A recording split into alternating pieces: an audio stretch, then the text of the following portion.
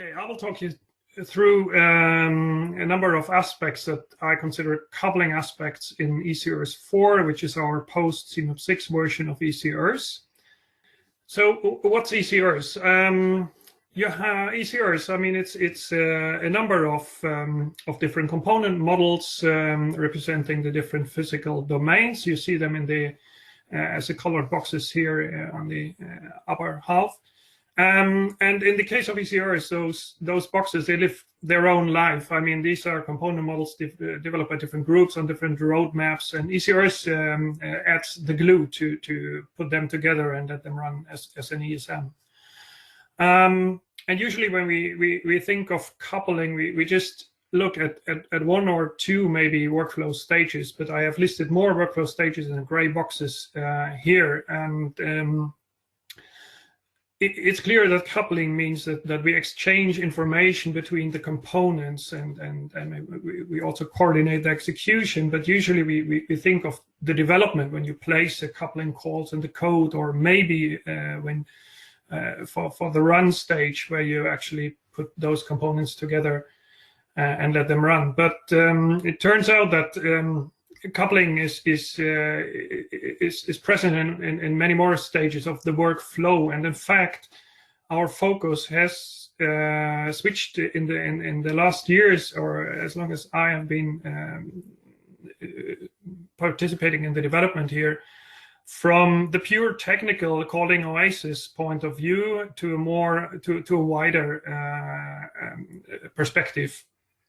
So let's have a look where you find coupling in the different workflow stages. As I just mentioned, in the development, it's pretty obvious. You put the code for the couplers, the calls for the couplers into the code, and you do that in your components. Then the next thing is you build your model, and you have to configure for your computational platform, and you choose your components, and that means that you're actually sharing information between the different components, and we'll see a bit later on exactly what I mean with this. So there is some coordination between the components here as well. Then you configure your model for a certain experiment, and you set up control files, name lists, and we all and so on. You also usually have to provide data files, and that again means some coordination between the components that you're coupling. In our case, ECRS, we have multi-executable MPI runs. That's not so much of an issue, but as we'll hear later today, there's a lot about process placing and things like that. So again, you have some aspects of coupling here as well, because you need to consider your components that you're actually that make your coupled model. And then again, for the monitoring while your experiment is running, and for the post-processing, we'll see that there's coordination. So let's, as I said, I mean, I will go through a lot of those stages, and there were a number of tools on the right-hand side, which I will be mentioning. Okay, so the first thing, the development.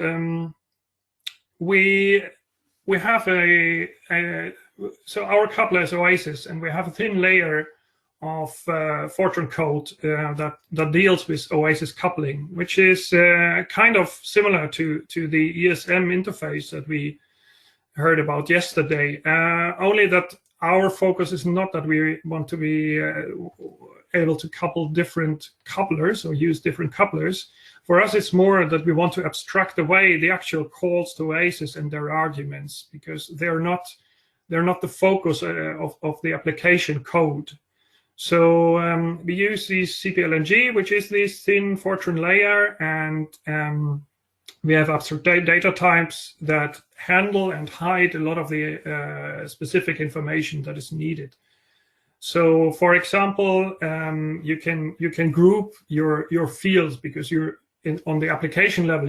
It's not really important that you have like the U and V components of a velocity field. I mean, you just want to exchange the data between ocean and atmosphere, or maybe you want to exchange the wind field, but which exactly that is not should be abstracted away.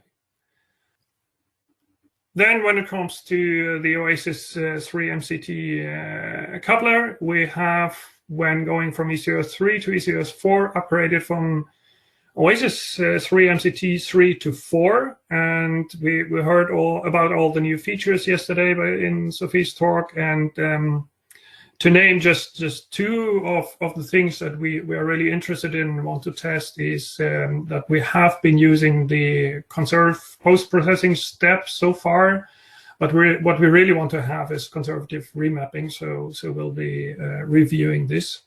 And then for 3D couplings between atmosphere and atmospheric chemistry, for example, we will definitely be looking at the bundled fields as well.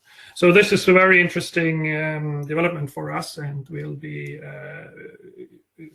testing and most probably use a lot of the new features. So before going into the next workflow steps, I need to spend one slide on a tool that we've been recently testing and using, which is ScriptEngine. And ScriptEngine is there basically to replace shell scripts in many situations where we are using shell scripts in the workflow. And it replaces shell scripts by two technologies, YAML and Jinja. YAML being a text-based language to specify simple data structures, and Jinja being a rich templating language. So this tool is particularly useful to share information between components, and that's where coupling comes in. And also between workflow steps. So what it basically does, it puts YAML and Jinja2 in the user space and Python in the developer space. So such that the user uses these two technology to specify the experiment or other aspects, and then developers can use Python to provide a lot of features in the background. So the result is that you still have scripts, but they are much more abstract and high level. But because they are script, they really integrate well into high level workflow tools like Silk or AutoSubmit. So let's see how this works in practice. So this is an example where from the build configuration, and it's Nemo here that is configured and for build. And you have the three boxes here. Two of them are YAML scripts for ScriptEngine, and the middle box is a Jinja2 template. So in the upper box, what is done is you configure netcdf. So you tell the system where the software is and the library, which libraries you want to link. And then you can see that, I mean, here we use YAML syntax, which allows for nested data structures and so on, and lists, for example. And then you can use this information that's specified in your script to, for example, specify how your architecture file for FCM for Nemo should look like. And here you see a lot of Jinja syntax, which allows you to specify which options, for example, you want to have. And then this is used, this is used in another YAML script for ScriptEngine, which basically says takes the template and all the information that was specified before and create the actual Nemo architecture file on the right place. So what happens then when you have this information in one place and you want to compile, let's say, the GCM configuration for ECRS, is you use your user settings from a YAML script, and you use the platform settings for your computation platform, and then you tell it which components to compile. And if you had another configuration that would need another component, then it's just added here and using the same set of configurations for the user and the platform, for example. All right, we'll come back to ScriptEngine a bit later, but first I want to highlight another tool which solves a specific problem, which is that when you couple, let's say, atmosphere and ocean with OASIS, and you change the grid configuration, for example, then you need to provide OASIS with correct grid mask and so on. And also in the case of ECRs, we have a runoff handling, and something's changed there as well. So you need to provide some specific files for that. In the past, we've provided sets of files for all combinations, which is of course not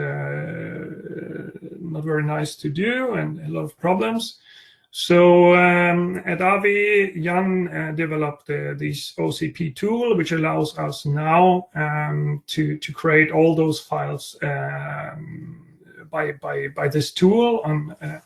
And since it's automatically generated now, you can do all this on the fly if you want, which allows for a much more automated workflow. Another specific problem, and this is a well-known namcouple file from OASIS, and now we go back to the ScriptEngine and Jinja use. You can see here is just two parts of the namcouple file, and we've seen before that you can you have all this information, this configuration in a script, and you can use it here with a very rich templating language to actually to construct your namcouple file on the fly. And here is just some computation used, and then you can ask which components are actually in the model, and you could use other things as well, like loops and so on.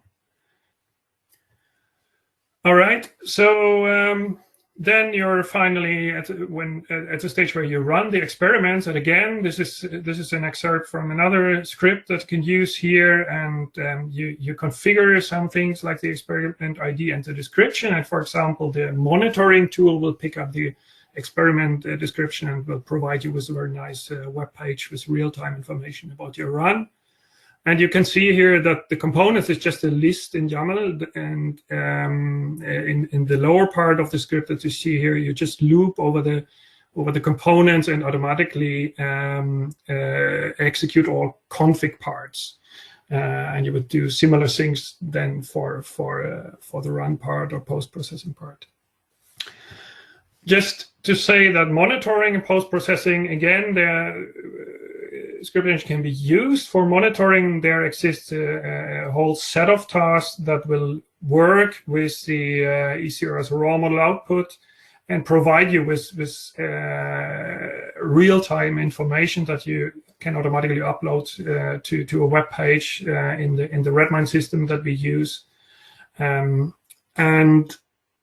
the two examples that are given here on the slide are for the post-processing, the summarizing, and it's very similar to the run actually, that in that you name all the components and then you can loop over them and execute the tool that summarizes your data. The lower box shows just a part of the metadata information template. And again, since you have all this information already in ScriptEngine knows about your configuration, you can easily script the creation for this template. Okay, so in summary, coupling of ESMs, we have the different levels where we usually talked about the low-level implementation, but more for us at least, the configuration management and workload management is important. And we need the information to travel across these levels, not only across components, but also the levels. And there were three tools that I mentioned that we use here, which are CPLNG, the SYN Fortran layer for OASIS, and the OCP tool for creation of auxiliary data files, and ScriptEngine for configuration management. That's all I have for now. Thank you very much, and I'm happy to answer questions. Okay.